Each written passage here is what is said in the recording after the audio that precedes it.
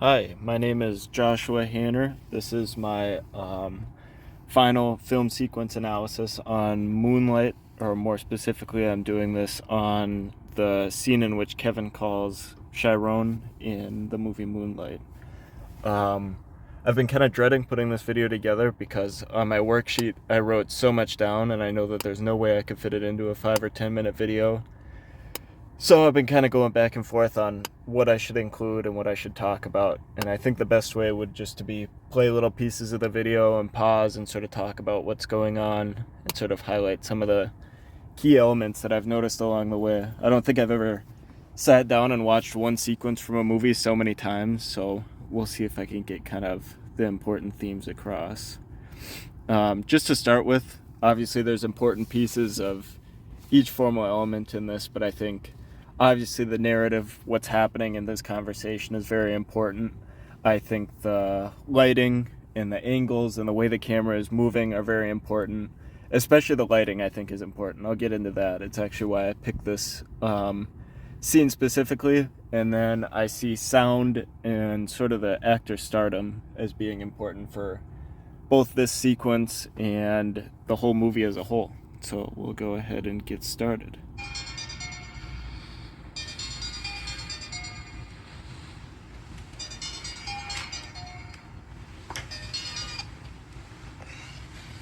Mine's late. I'll be there tomorrow, I promise. Hello? Hey, Black. Chiron. What's up, man? It's Kevin. So right there, I think already after what I've written down, I think so much happened there. Well, nothing really happened at all. But just to point out a few things, I think the sound is very, very realistic here, but it's very important. We have the ringtone of the phone, first going off from Kevin's call, and the ringtone itself is very, the themes in this movie are like moonlight, and they're very surreal and very dreamlike, and the ringtone sort of has the same vibe. And I think it's sort of representative of what this call from Kevin really is. It's sort of like a hope from the future, because Chiron is really living like his fronts right now, as Kevin would describe it later in the movie. He's living sort of a shell of a life, very parallel to Juan, even though Juan told him that at some point everyone must choose for themselves how they want to live their life. And yeah, I just see Kevin's phone call as very hopeful and optimistic for the future, and I think the ringtone is a nice diegetic sound that sort of represents that if the audience is listening. And the camera or the photography here is also pretty interesting, as it starts out with like a medium close shot, and as we see when he picks up the phone and realizes it's Kevin, he sort of moves into the frame of the camera for it to be a close-up, and the rest of this whole sequence is just all close-ups. It's right on Chiron and right on Kevin. There'll be some differences that I'll point out in a little bit, but in the next sequence I sort of paid a lot of attention to the actual conversation itself. And one thing I noticed after watching this so many times is sort of watch how the camera is moving around Chiron, and then also how the camera is moving around Kevin.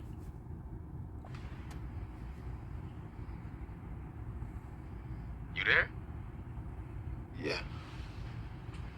Long time no see, right? Man, I had asked Teresa for your number and hold up, man. You do remember me, right? Yeah, I do. Been a while. Yeah, it has, man. So, where you at now, man? Georgia. So it took me a while to actually notice it, but the way the camera moves around Chiron and the way that it moves around Kevin is very distinct, in the way that when the camera is on Chiron, on his end of the call, it's swaying around him. Like, it's kind of uneasy. It doesn't have a ground. It's just sort of moving around him and breathing with Chiron. And I think it sort of represents sort of the uneasiness going on in his character right now, and what he represents as far as living a life not true to himself and living behind, again, the front, as Kevin would call it. And it's just, I think that's pretty cool that they did that. And then when the camera goes on to Kevin, it starts out by moving around a little bit, sort of following him, but then it's later grounded. Every time the camera's on Kevin, it's very in place. It's not moving, especially not moving the same way it's moving for Chiron. It's very subtle the way it moves on Chiron, but it's definitely moving, and it's not on Kevin. And I think this is, again, sort of a hope for the future coming from Kevin here, and a way out of the life that Chiron is living right now, and his inner battles and uneasiness and loneliness. So I just thought that was a cool element that played into this sequence. And also we start to see the lighting come into play here.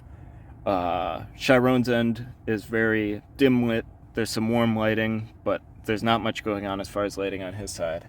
Whereas on Kevin's side of the call, he's working in a kitchen, and it's very realistic that a kitchen would have sort of bright, hard to look at lights.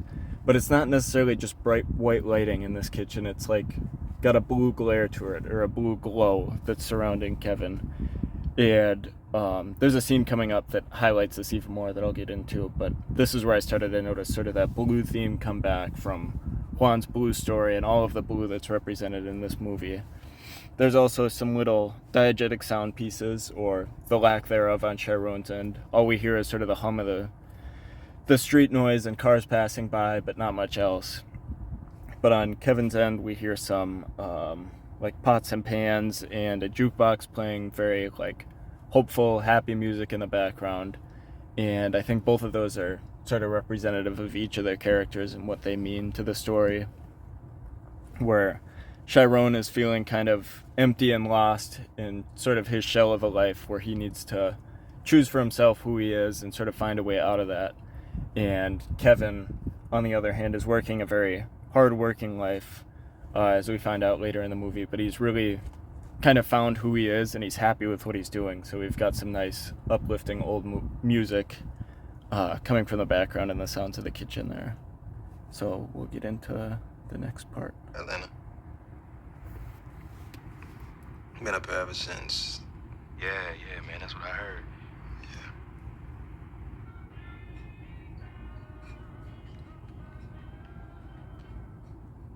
So this is sort of that blue glow that I'm talking about surrounding Kevin, and there's even another scene coming up that's more obvious than this. Hey, man, I'm sorry about all that. All that shit what went down. Chiron, real shit, dog, I am. I forgot to mention, I kind of wanted to talk about Chiron's face here. In the first two acts of this movie, we see Chiron constantly having sort of this downcast, lonely, or confused, lost in thought face. But in the start of Act 3, Black, what it's called, in the very beginning, we see him living like Juan did, almost exactly, even down to the crown in the car, which I thought was pretty cool. But he sort of has this mask on, a sort of toughness about him that we hadn't seen earlier in the movie. And as soon as Kevin calls, this face that Chiron has right now is sort of a return to this downcast, like lost in thought face. I mean, Kevin's really like a look back into the past at memories, and he's kind of a paradox of the present, where suddenly Chiron is split and surprised by this conversation, and he's sort of a hope for the future and a way out of his inner battles and uneasiness and loneliness. The conversation is very awkward, very quick back and forth, not much is said, yet everything is said. I just think it's a really cool sequence. Now we'll get back into it. I just had to interject there.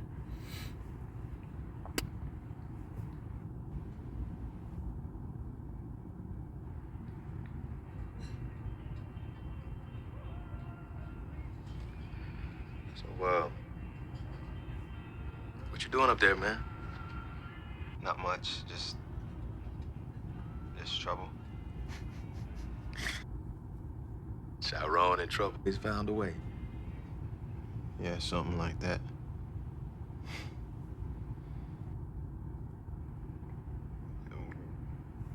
What about you? Me? I'm a cook, man. This right here was why I picked this sequence, or why I initially thought, like, wow. And it's such like a nothing scene, but at the same time, it made me realize so much about the movie. Even after Juan's story about being called Blue and him sort of denouncing that nickname and telling Chiron that he himself has to decide who he really is. And yet we see Chiron sort of living a life like Juan, very parallel to him, when that's not really who Chiron is. He hasn't truly decided for himself. But anyways, I never noticed all of the blue themes throughout this movie, which are pretty obvious. But in this scene right here, I sort of found myself like craning my neck to see Kevin's face. And then I realized the reason I'm craning my neck is there's a blue glare like right in front of his face. And this is the moment when I was watching the film where I was like, wow, like this is very purposely placed. Nothing is accidental here. And sort of this blue aura around Kevin is just sort of constantly around him in this sequence. And I find it very cool. And I think it's also important to note out here, this is kind of a cool scene. As far as the shots of Chiron, they're all very close-up shots. They're right on his eyes. But on Kevin's end, they're sort of all over the place. They're also close-up shots. This one's kind of a deep space shot, but it's still just a close-up of his face, kind of his shoulders.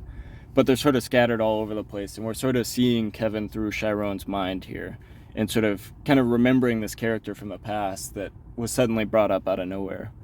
And yeah, we'll just keep going. You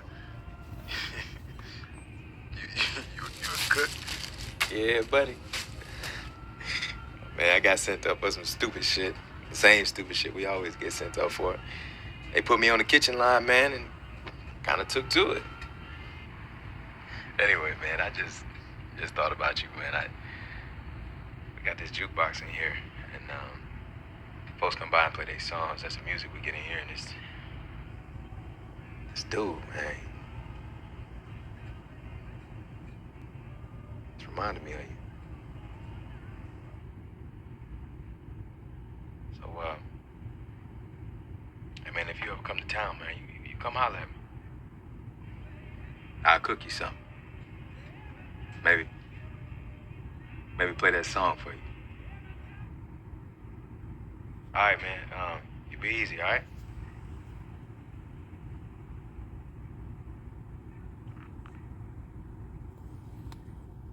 And that's where we'll end it. I don't think I need to keep going with this sequence anymore. But yeah, I just thought this was a really cool sequence to this movie as a whole. It's sort of like, it's almost a nothing sequence, as in it's just a short, quick conversation where not much happens, but I think it speaks sort of everything for the rest of the story in the movie, and there's so much more I could say about what happens next and how the movie ends, but just trying to stay focused on this sequence here, I think.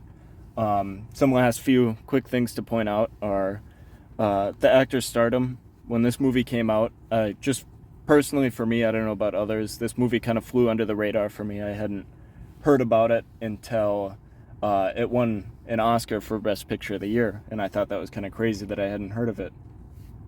But I looked into the two actors in the scene and sort of some of the other actors from this movie, and they're lesser known, and they won accolades for this movie, and I think it's all very important to the story and the genre and what the movie is trying to speak on, because I think stars in general, audiences want to see stars. So a lot of the people that saw this movie with actors less well known, it was mainly people of industry, movie buffs, maybe someone who caught it without really knowing what they were getting into. But I think it sort of grounded the movie into reality. Both of these actors feel very real. They're not like stars that sort of distract from any of the important themes that are trying to be shared. It's sorry, I'm kind of losing my train of thought here.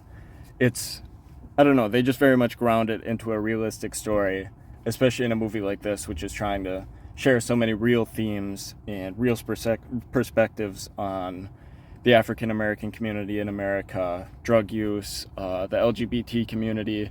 It's a very real American experience, and I think it's directed towards Americans to sort of shed some light on just these real life situations that are going down. And as far as genre, I think this is a very cool movie because it's like there's almost 3 coming of age stories in one. There's romance elements, there's indie film elements, there's obviously coming of age in every story, and the movie as a whole, LGBT themes, African American themes, and drug use, and just sort of a very real experience in America that doesn't get much light shed on it. And I hope to see more movies like this and just more cool sequences like this in the future.